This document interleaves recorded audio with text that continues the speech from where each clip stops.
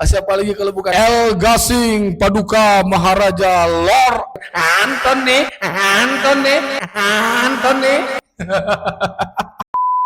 Kalau di Inggris aja di sampah. Apalagi mainnya di MU, ya udah jelas sampah.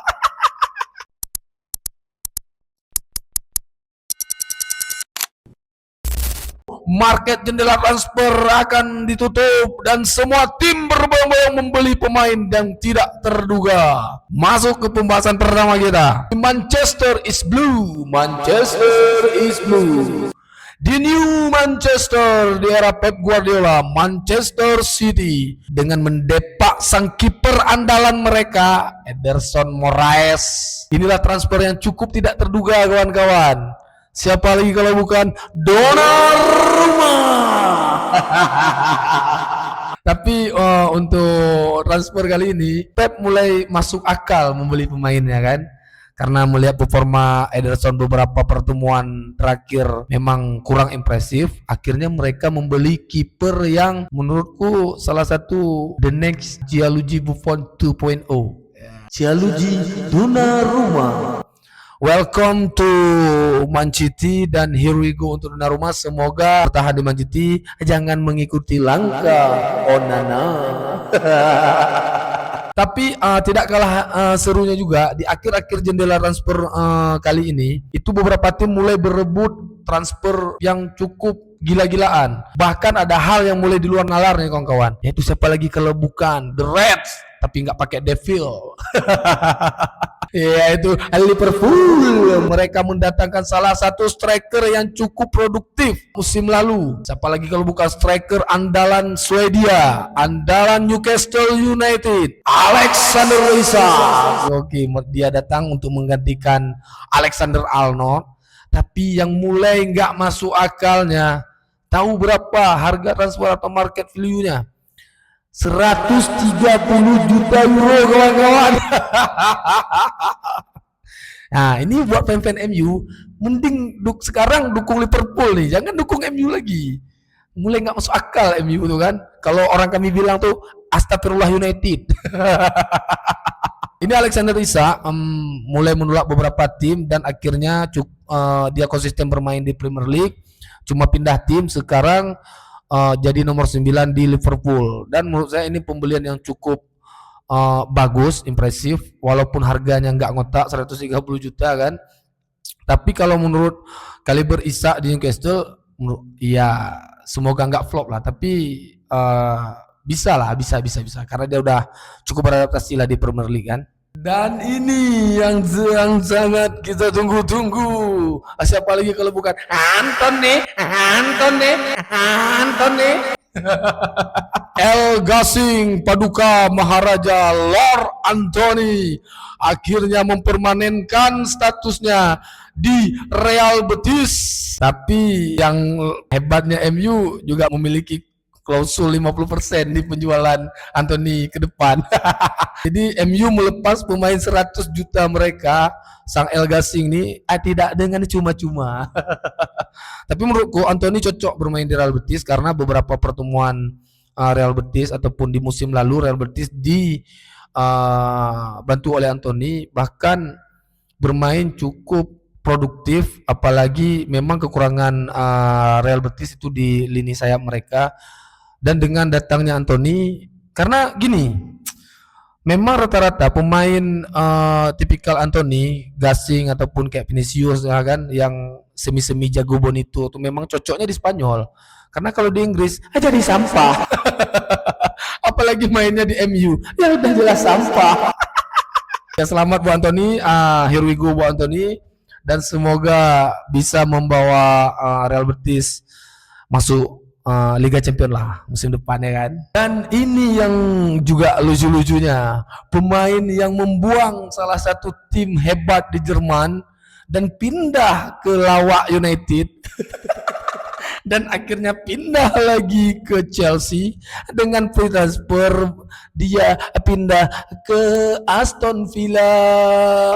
Akhirnya Jadon Sancho juga pindah ke Aston Villa. Dan menurutku ini salah satu pilihan yang cocok buat Jadon Sancho, karena kalau bertahan di Chelsea Ya kalah lah karena ada Pedro Neto ya kan.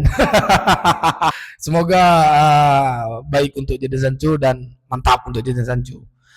Mending pilih Aston Villa daripada kembali ke Man lawan United. Dan inilah yang kita tunggu-tunggu di konten sebelumnya. Kita sudah memberikan beberapa pesan untuk the King of Football Club, yaitu Manchester United. Kita sama-sama berdoa kemarin dan akhirnya pihak Manchester United mengabulkan doa kita. Dengan apa? Dengan mendatangkan pengganti Onana.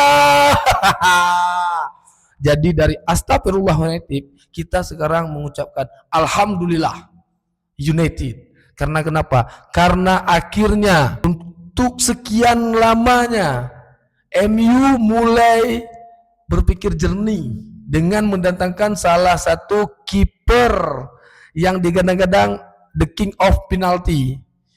Ya kan nggak mungkin main penalti terus ya kan. Tapi nggak apa-apa lah daripada Onana, king sampah atau king pantat bebek ya kan. Jadi udah mantap nih MU mendatangkan kiper dari kalau nggak salah Royal Etherwave, salah satu tim yang juga di sana ada calon pemain kita, pemain timnas, ada Jairo Redwell, yaitu Lehmans, gitulah namanya. Pokoknya kan nanti ada fotonya di sini kan. Itu salah satu kontribusi yang cukup baik untuk MU, ataupun salah satu sikap baik untuk MU, karena kita tahu sama-sama maupun kita punya 10 pemain dewa di MU, tapi kalau kipernya Onana sama aja bohong ya kan. Mantap buat MU akhirnya. Ya udah Onana jadi back aja, Onana jadi back aja, jangan buang, jadi back. Ya. Kita hampir lupa sama pemain ini. Bahkan aku pribadi kukira udah pensiun dia, tapi tiba-tiba dia comeback lagi dia. Kemana? Ke La Liga Spanyol. Siapa dia? Alexis Sanchez. Kenapa aku bilang ini salah satu pemain yang karirnya dirusak lagi-lagi oleh MU. Bermain bagus di Barca, bermain bagus di Arsenal, tiba-tiba pindah ke MU. Tapi mantap, Sanchez sekarang bermain di Sevilla. Semoga berhasil di Sevilla. Ini juga untuk transfer selanjutnya, mungkin pemain Eropa di era sekarang ini kalau nggak memilih Liga Arab, Liga Unta, tapi memilih Liga Turki ini, Liga Erdogan kan.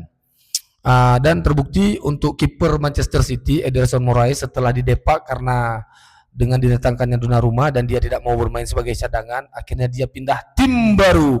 Apalagi kalau bukan Fenerbahce, salah satu tim kuat di Liga Turki, dan cocok karena nggak flop kali lah Ederson sekarang kan, mantap. Dan juga ini untuk transfer kita masuk ke Serie A, yaitu ada Andre Rabiot.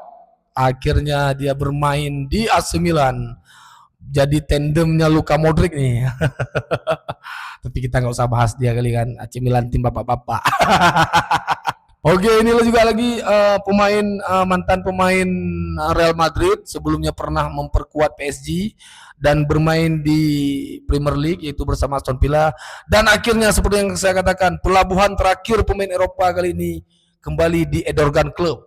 Siapa lagi kalau bukan Asensio, bermain di Galatasaray. Selamat Asensio, cocok, mantap. Dan inilah gebrakan baru, karena mungkin setelah membawa pulang satu piala ayam sayur, akhirnya mulai berpikir cerdas dengan mendatangkan pemain-pemain yang cukup berkualitas. Siapa lagi kalau bukan Randal Kolo Muani, pemain yang gagal mencetak gol krusial di final Piala Dunia kemarin, dan kita dibeli dari Juventus, dan kali ini memperkuat Tottenham Ayam Hotspur. Semoga lini serang Tottenham semakin mantap dengan mendatangkannya Randal Kolo Muani. Mungkin itu dulu pembahasan bursa transfer kita untuk pertemuan kali ini. Kita tidak membahas pertandingan, kita khusus membahas transfer karena menurutku di jendela transfer yang hampir ditutup, semua tim mulai bekerja lebih keras dan boleh kita katakan deadline lah, kejar deadline mereka memberi para pemain. Dan masih juga banyak pemain yang berpindah-pindah klub di akhir-akhir musim ini, yaitu ada Lindelof bermain di Aston Villa bersama dengan Dayton tadi dengan free transfernya. Ada juga tadi jauh Felix pindah ke Liga Unta Al Nassr. Ada beberapa lagi pemain. Mungkin itu dulu pembahasan kita untuk jendela transfer atau pembahasan transfer market kita. Dan kita tidak membahas pertandingan pada pertemuan ini, kita akan membahas pertandingan di pertemuan selanjutnya. Karena kenapa? Karena pertemuan selanjutnya MU akan bermain. Jadi cukup sekian dulu untuk kawan-kawan. Terima kasih. See you next time.